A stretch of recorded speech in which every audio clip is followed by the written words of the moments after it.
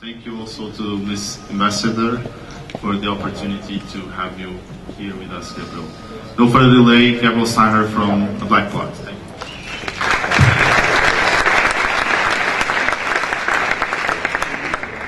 Good. Is my microphone on? Everything on?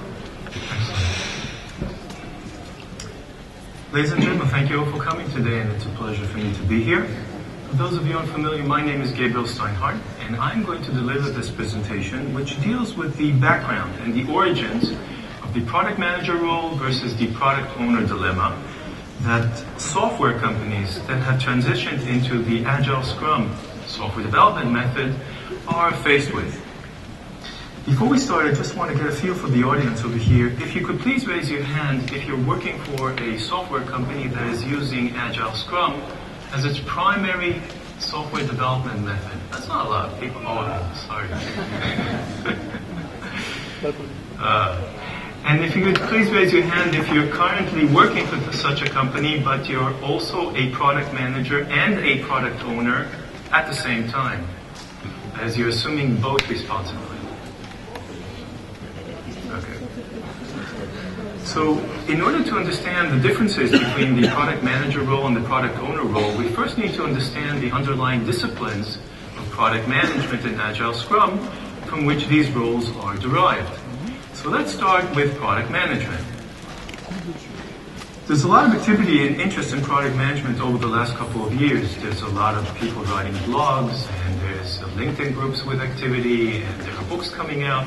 And all this activity has created a mass of digital information on product management. But it's also created confusion. People don't understand what is product management, how to define it, where to place it, how to relate to it, where does it belong within the organization. So this in turn had created a situation where literally hundreds of thousands of searches are being done every month on Google by people trying to figure out what is a product manager and what is product management. With such an overwhelming, acute lack of knowledge with regard to product management, let's deal with it just a couple of minutes. So we're going to use this example, a very simple example, to illustrate the concept of product management. What we see over here is essentially a toy, a shovel and a bucket, or for the British ones, a spade and a pail. And usually children play with it at the beach. Now, who buys this? Usually who buys, the entity that buys this, are the parents. Now, when parents go into a toy shop, they're thinking about such things and concerns with regard to money, safety. They're thinking about, will it make the child happy? Will it develop their mind? Will it keep the child occupied and give me some spare time? They're thinking about a variety of things. So they go and they buy this, and they give it to the child. The child is unconcerned with safety and money and development and whatever. The child is only focused on one thing alone. What can they do with this? Can they dig a hole? Can they carry water? Can they build a sandcastle with this? So from this very simple example, we learned that there are two entities looking essentially in relating to the product. We have the parents, who are the buyer, and the child, which is the user. The parents, the buyer, they're concerned with one thing which we'll call value. That is, what is the return on investment that we're getting? Are we getting enough goodness or something good of a change in return for the economic sacrifice that we're going to make? And as opposed to that, the child is only focused on one thing only, functionality. What is it that I can do with the product? So we've got the user and the buyer, and companies with a process or a discipline called product planning, they define the functionality that the product needs to have in order for the user to be able to do whatever they want to do. And they, with an adjacent discipline or process called product marketing, they convey information about the value in the product so that the buyer can make a buying decision. So product planning and product marketing together are called product management. Now we can look at our lives as being divided into problems and solutions, and that red line may appear sometimes, it's a demarcation line between the problem space and the solution space. We can say philosophically that there's one big giant problem space in the sky that holds all our political and social and personal problems, and conversely on the side there's a space, a philosophical space, that holds all the solutions to our problems. The user and the buyer are looking at the product to solve their respective problems. The parents bought that toy to solve a certain problem, and the child is using it to solve another respective problem. So that means that the user and the buyer are in the problem space, and conversely, the product and the technology that build the product are in the solution space. Product management deals with the user and the buyer through the product planning and product marketing activities. And therefore, product management resides in the problem space with the user and the buyer. And engineering, and for the sake of our discussion over here, you can also relate to it as product development, is in the solution space. So this little table over here divides the problem space, solution space, and relates to our situation. We've got questions and answers, problems and solutions, market telling and market understanding, and market solving or product solving. We have market expertise and product and technical expertise. And this is essentially the difference between product management and product development. Two sides of the coin. One owns the problem space and one owns the solution space. So based on all this logic and rationale that we've just outlined, we can say that product management is comprised of two disciplines only: product planning and product marketing. And product management alone resides in the problem space, and it does not reside with the product developers in the solution space. And again, the developers are not with us in product management in the problem space. During the 80s, Microsoft was going through a very bad time. Well, Bill Gates was making a lot of money. 1980 was making millions, 83 multi-millions, 85 billions. But all along that timeline, Microsoft was producing products with a lot of problems. They all had many bugs and they all shipped late. So to make this long story a little short because of our time constraints, Bill Gates reached out into IBM, which was the most formal and ordered company in the world at that time, takes a guy by the name of Mike Maples and tells him, please fix all these processes that we're using at Microsoft to deliver products to market. It takes them some years, and in 1993 they come up with an approach which is called MSF, Microsoft Solutions Framework, which is their perception and perspective on how to build and how to deliver products to market. There are several models over there, and what we see over here is essentially the MSFT model. And let's look at these 6 entities within the MSF model and understand the relationship and the concept of product management with regard to the other parts. So we've got the developers that in software they write code, the testers, their enemy, and they're always fighting. There's a lot of joke about that. And we've got the people in release management who are responsible for the logistics and the operational support. And we have something which is called user experience, which also contains UI within it. And it's, by the way, it's not, it's intentional that it's on the complete other side from the developers. For the sake of our discussions, although it's much more than that, we're going to talk about user experience as being the surface of the product or the externals of the product, and the product engineering about the internals. But it's more than that, but for this session, that's sufficient. And of course, we have product management over here, which is comprised of product planning and product marketing. And managing everything is program management, which is essentially like the head that controls the arms and legs of the body. The program management is truly the CEO of the product, and they make sure that all these other functions work together in unison in a coordinated, synchronized fashion to bring a product to market. Now, many companies, because of reasons concerning tradition, budgetary concerns, internal politics, or just plain ignorance, they just don't know. All kinds of responsibilities are taken from different roles and tacked on to product management. So at some companies, they take the program management function and they tack it on to the product management, to the product manager. And then you get that misconception of the product manager, CEO of the product. But it's really the program management function. Several years ago, they started also to try to offload UX, user experience and UI, onto the product management people. So what they did, they started talking about UX product management, but that kind of went away very quickly.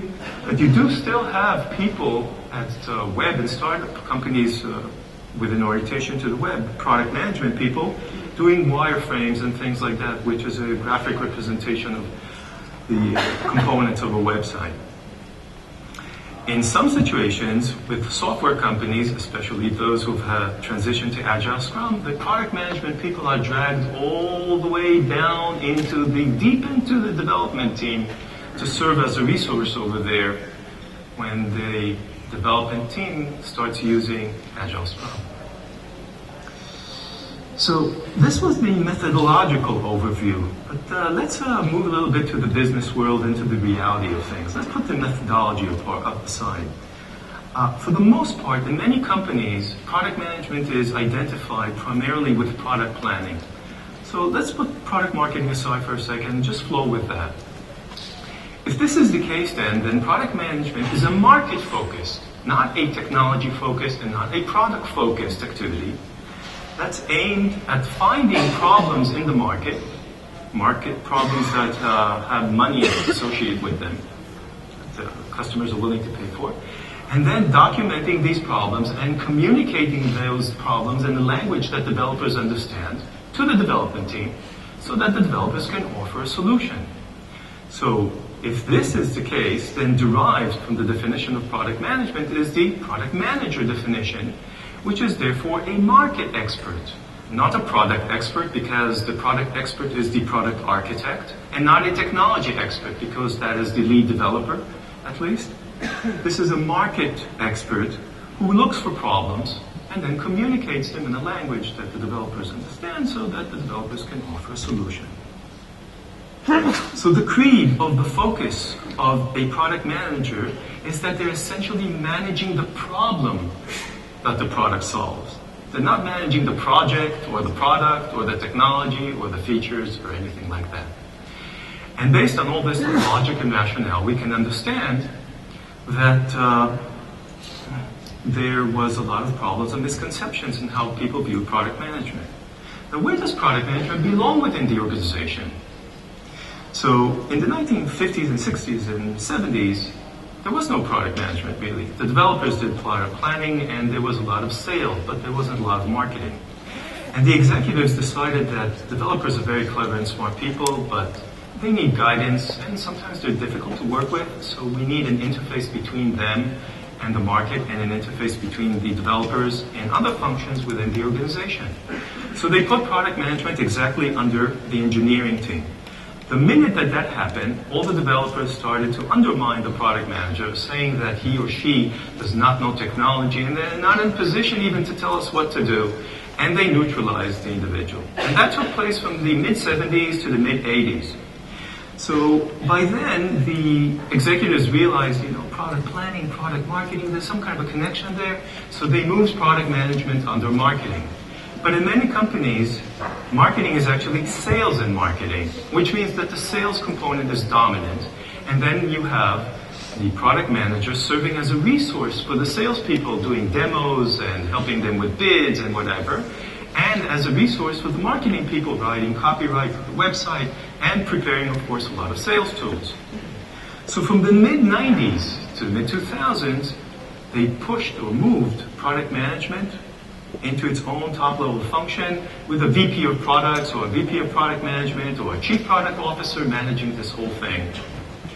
And yet again, with software companies in the mid-2000s who had transitioned to Agile development methods and to Scrum, the product management people are drawn back to the good old disco days of the 70s under engineering. Product development, product management, product project, program, all these things are because of misconceptions and misunderstandings and politics and ignorance and whatever that have been tacked on to product management. So just, we're not going to do a discussion because we have a constrained time, but think about it for yourself and we can talk about it perhaps after. Is there a clear division in your particular company between the problem space and solution space, with an interface in between? Is there a clear division between product development and product management, with an interface in between? Well, it's all kind of mixed up with its advantages and disadvantages. The product management world was thrown into turmoil, to chaos, at software companies who transitioned to Agile Scrum. suddenly there was this role deep inside the development team that for some reason a lot of people thought that it is somehow similar to the product manager role. Essentially what happened to a lot of companies is that they started thinking, do these two roles work together? Are they the same? Are they not? Can we cancel one role instead in favor of the other? Or can one person do both? And so forth. So for the most part, most companies retain the Scrum product owner role, and then they did one of two things. Either they abolished completely the product manager role, fired the individual or just canceled the role, or they kept the product manager role, but at the same time told the individual, you're going to be a product manager, and at the same time, you're also going to have product owner responsibilities. How is this possible? How is this possible that the product manager role, which is a classic, critical role, strategic role, deep inside the problem space, is suddenly being undermined and threatened, so to speak, by something that's happening deep inside the development team? In order to understand this, we need to go for a little bit of history. Lightweight software development is essentially a byproduct of heavyweight software development. Heavyweight software development is an approach which is kind of more rigid and process-oriented, in which you work in specific blocks, and that when you finish one block, you transition to the other. So you do first, let's say, planning and design and development and test and implementation, and everything kind of rolls to each other. And under heavyweight software development, there are things such as waterfall or stage gate, milestone-based, spiral models, and things like that. Lightweight software development immediately came about when heavyweight software development started, because it's just a more flexible approach or a more easy way of doing things, less rigid. Lightweight software development is essentially the same and derived out of heavyweight software development, but it does things in a more iterative and incremental fashion, and there's a lot more kind of flexibility involved in it. But essentially it's the same principles.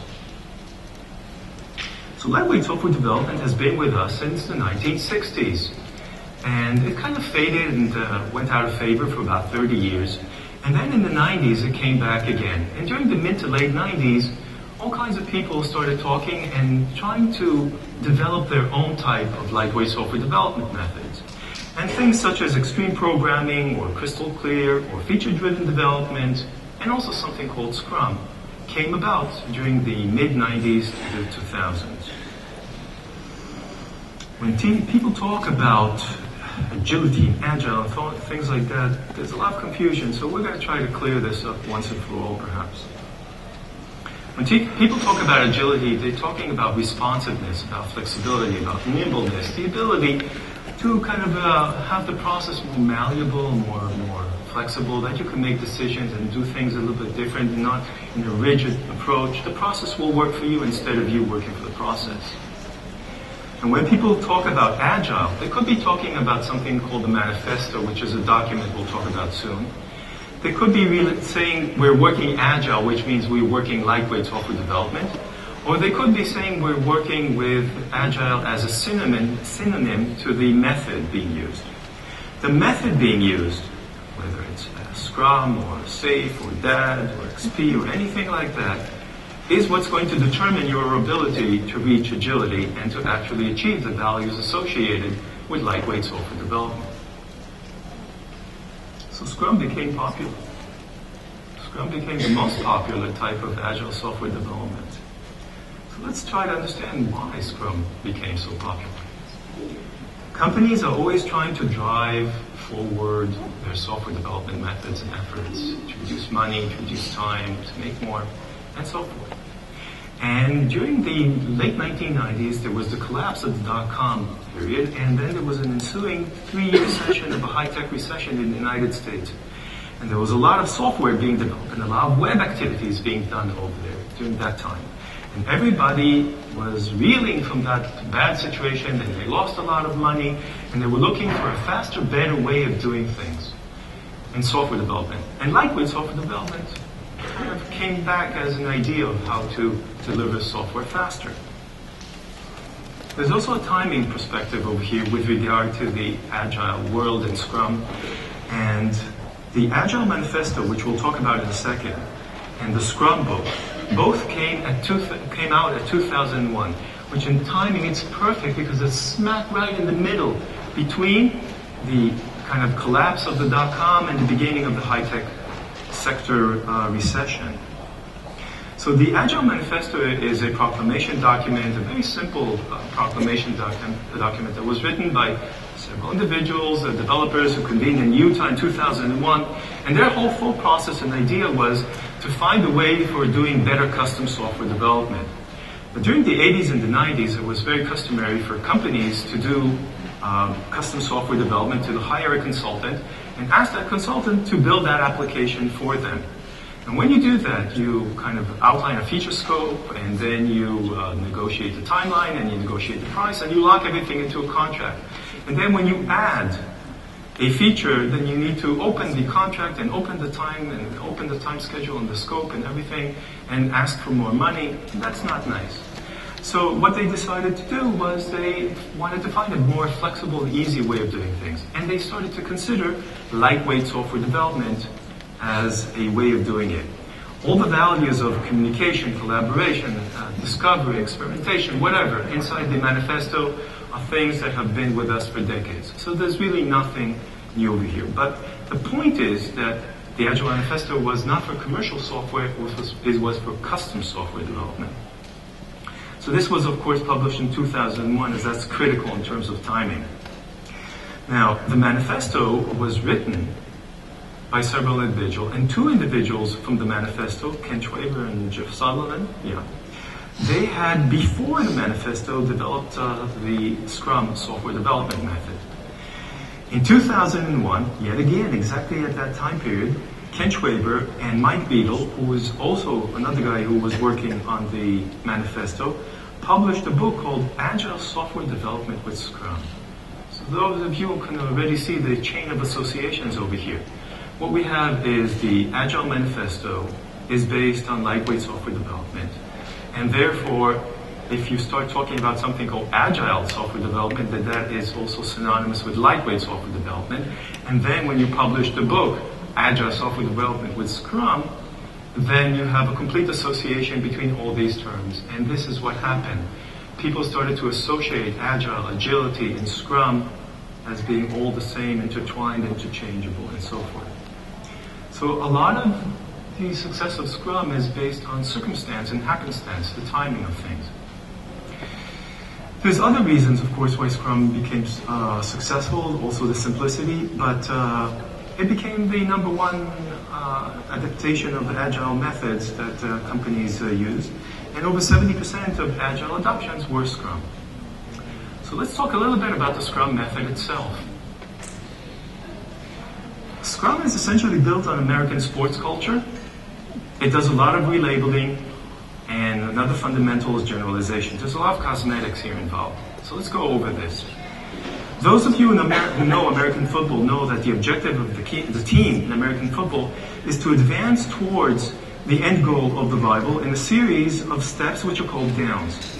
So, similar to American football, in Scrum it's called sprints. There's one person in the football team who's managing the plays and coordinating each time they do a down. Over there it's called the quarterback, over here it's called the product owner. There's somebody on the sidelines who understands the master plan and makes sure that everybody's playing by the rules and so forth. Over there it's called the coach. In Scrum, it is called the Scrum Master. And they have all these standing sessions where they kind of talk to each other and they say what they're going to do and whatever. Over there it's called the team huddle. Over here it's called the ceremonies. Scrum also does a lot of relabeling. Scrum takes things that we have known for decades and just changes the name. Nothing more than that. For example, documents are now called artifacts. Meetings are now called ceremonies. Managing documents is grooming documents. And lastly, of course, postmortems is called retrospectives. Nothing improved, nothing really new. Scrum does a lot of generalization. Scrum takes all the documents that we had and aggregates them into something which is called the backlog. Scrum also takes all the developers with their levels of specialization and seniority and just makes them homogeneous, kind of the same thing, a cookie cutter type of developer. And Scrum also takes a variety of roles that are not officially recognized under Scrum and aggregates them into one individual called the product owner. Essentially, the Scrum product owner is what we've known for decades as a software development project manager, but it's just relabeled and generalized. But because there's a variety of different roles not recognized under Scrum, then those responsibilities, yet again, in the same fashion, are tacked on to the product manager. Scrum uses something which is called a backlog. And according to Schwaber and Sutherland, this is a verbatim quote from their book, the product backlog is an ordered list of everything. Everything. So it invalidates every other document, officially at least. And it's the single source of requirements, which means that if you want to write market requirements, product requirements, technical requirements, it all goes into the backlog. So the backlog is a repository of everything. The work, the bugs, the actions, buy a pizza, go to here, whatever. Everything goes into the backlog. Now, a little bit of a sophistication over here. The backlog is an ordered list of PBIs, product backlog items. But they don't tell you what a PBI is or what it represents. When I first saw this, I realized this is just a white piece of paper. There's nothing here. There's not a method here. So there's a void over here, a chaos, and somebody has to step in. And a gentleman by the name of Mike Cohen in 2001, from a company called Mountain Goat Software, realized that you need to list something. And the reality between requirements and technical specifications are features. And features can be easily represented by use cases. But a use case, that's so 70s, 80s, whatever, we need to relabel and do things with it. So he took the use case and decoupled it into components. One part he called it the user story, the other part he called it acceptance criteria. And that became the most popular type of PBI used by people. But for the most part, if we take these two components and put them together, we get the classical use case again. So the product owner role is a managerial role who is responsible for the product backlog. Okay? But if the product backlog contains everything, then by reverse logic, you could say that the product owner is responsible for everything. And this is a good diagram by Roman Pickler, who's actually, I think, with us here in the audience, in which he outlines, according to Scrum, the product owner role. This reminds me of one of those American TV shows where, the legal shows, where the judge says, I know this is wrong, but it's perfectly legal. So this is exactly what we have over here. Under Scrum, all the other roles that have been not officially recognized, somebody has to do their responsibilities. So this is tacked on to the product owner role. But really, the product owner is just a project manager, and that is the core focus. Doing everything like this is unfeasible in my mind. So Scrum is very simple, and simplicity is important because some Scrum is so simple that in one day with lunch you can learn it and be certified. But Scrum is simple, and you need simplicity in order to get more speed on things. But you lose responsiveness and you lose the ability to scale. In addition to that, Scrum is using bad language. The people who wrote the Scrum books and everything, they wrote colloquial language, and it's very unclear, and there's constant attempts to interpret things. And also, Scrum does not describe things in a complete fashion. It's incomplete. There's a lot of answers unanswered over there. And essentially, there are a lot of holes in Scrum, more than even in Swiss cheese. But because Scrum is unclear and incomplete, somebody has to step in with an interpretation if you want to use it and fill those holes. And that gave rise to an army of consultants, mentors, coaches, trainers, and whatever, whose job is to explain to us what the gods of Agile and Scrum wanted. Just like rabbis and priests explain to you what's in the Bible, they provide their own interpretation, filling the holes within Scrum.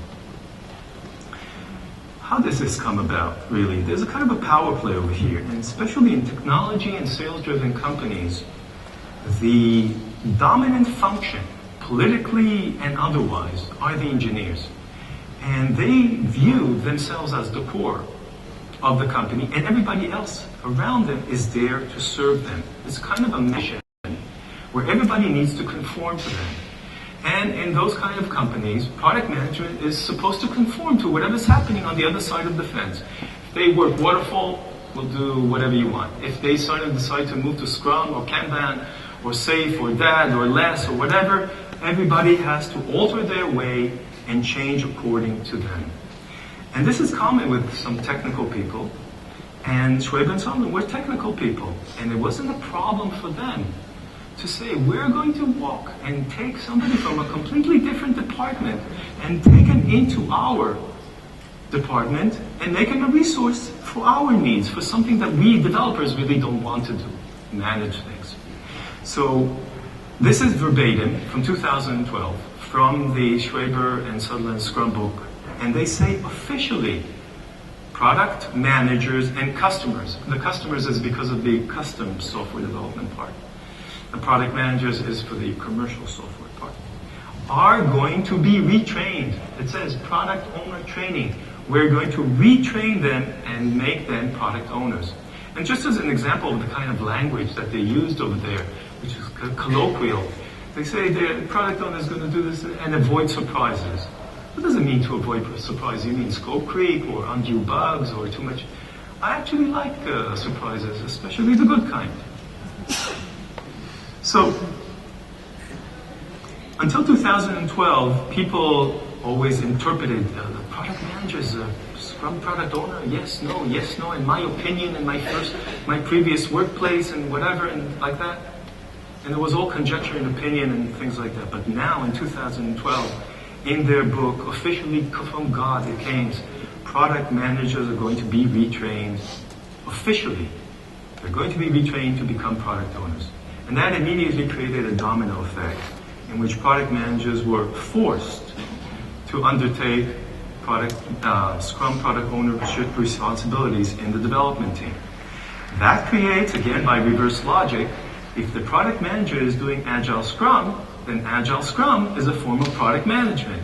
And that immediately created a notion that there is something called Agile product management. But it doesn't make sense because Agile is a software development method and product management is strategic in the problem space. So yet again, we got from that also the term Agile product management, and the road was very quick to coining Agile product manager, which is just a euphemism for the Scrum product owner. Scrum did not deliver the results it promised. When you talk to some people, they're like zombies. With Scrum, you get a prototype in 3 months, it's waterfall, you get it in a year. I think it's a lot like politics that they blame this boogeyman called waterfall while the entire world around us is built by waterfall. And saying, politicians, they frighten you and then say, we'll save you. But come to us, waterfall, just don't go there. But in any case, Scrum did not deliver the results it promised. And here we have Ken Schwaber in 2008 saying that 75% of those trying to apply Scrum are not going to get the results promised to them. It's not going to work. And Jeff Sutherland in Agile Walls in 2013 in Berlin says 50% are not going to get the results. Now, this is coming from the people who wrote and founded this method of doing things. So imagine, by the way, the reality is that something around of 85% of Scrum adoptions are failing, but it depends on who you believe in terms of the resource and how you define failure. In any case, just imagine a lawyer or anybody who would tell you 3 out of 4 times I'm wrong. Or imagine a developer that he says 3 out of 4 lines of code that I write have bugs. Or imagine a doctor that says 3 out of 4 times I'm wrong, and a car that 3 out of 4 times doesn't start. It doesn't make sense. So let's use a food recipe as an analogy. Imagine that there's a food recipe circulating the world, and everywhere it's failing. It's not working out. People don't like it. And the people who created the recipe, they say, it's the practitioners and the chef and the kitchen help and the ingredients and the environment and the country and the culture and whatever, and it's you. But eventually people realize that if it's failing all over the world, then probably there's something wrong with the recipe itself. The method is wrong. But the executives don't care anymore. They don't care if it's the practitioners or the consultants or the method or whatever. They gotta run a business. And that has created a dynamic in the market for a new breed of Agile method with the purpose of transitioning out of Scrum. So there's all kinds of new ways coming about. You hear about Scrumful and flexible waterfall and safe and dead and all kinds of rational unified process with flexibility involved with it and things like that. All these methods are trying to clarify things that were not clarified in Scrum, such as the interfaces between the teams, the roles, the documents, the responsibilities. They're trying to bring clarity and fill all those gaps that were under Scrum. Essentially, you can see over here with SAFE, and it's just an example, they all bring back all the functions that are not recognized under Scrum. Product management, product architecture, things like that. Everything is coming back. Essentially, if we look at it from a kind of foundational perspective, a methodology perspective, all these types of new breed of Agile methods are going to confine themselves into the solution space. They're not going to try also to manipulate or monopolize areas in the problem space. They level information, no more that big salad backlog thing that everything falls inside and you can't differentiate the work, the problem, the solution, the bugs, whatever. They bring back role specialization and not role generalization, and they define clear interfaces between product development and the other teams, particularly user experience and product management. With regard to the product manager, all these new methods recognize the product manager as a distinct role, strategic role, in the problem space, while we developers are in the solution space. Henry Louis Mencken was an author and a journalist in the United States, and he said that for every complex problem, there's an answer that's simple, clear, simple, and wrong. Scrum was that clear, simple, and wrong answer that people wanted in order to deliver faster, to deliver software in a faster way. This Agile Scrum experiment, which has been with us for about a decade, has done a lot of damage, and I think there will be books written about that. It completely messed up people's perception with regard to what product management is. When you talk to people about what product management is at software companies, they immediately bring an opinion. There's no methodological foundation. There's no rationale. There's no supporting argument. In my opinion, the earth is flat and the moon is made of cheese, and let's have a discussion. And let's vote, and whoever gets most votes is going to be right. It messed up completely people's perception of what is product management. It had a negative impact on people's career. People were fired, forced to transition to work with the development team and things like that. It disrupted the relationship between the different departments, and in a business sense, it failed to deliver the results. In the long term, the damage for companies is that they had depleted their resources in product management and their practices in product management. And now, when they're transitioning out of Scrum, they're trying to rebuild all those competencies and the knowledge that they had lost when they had moved to Scrum. The product manager and the product owner role were never the same. From every type of rationale or argument that you can make, it never was the same. Scrum is a fundamentally flawed software development method and cannot be reformed because of its principles, and that's why they're not fixing it, they're transitioning to something else. Product manager is a strategic role in the problem space. Product owner is a project operational role in the solution space. One is about the market problem, the user and the buyer. One is about driving the development effort. One is a project-oriented approach, one is a strategic. It's just very different. So, are there any questions at this point? I think everything's clear. Are you shocked or something? Yeah, I will start from here.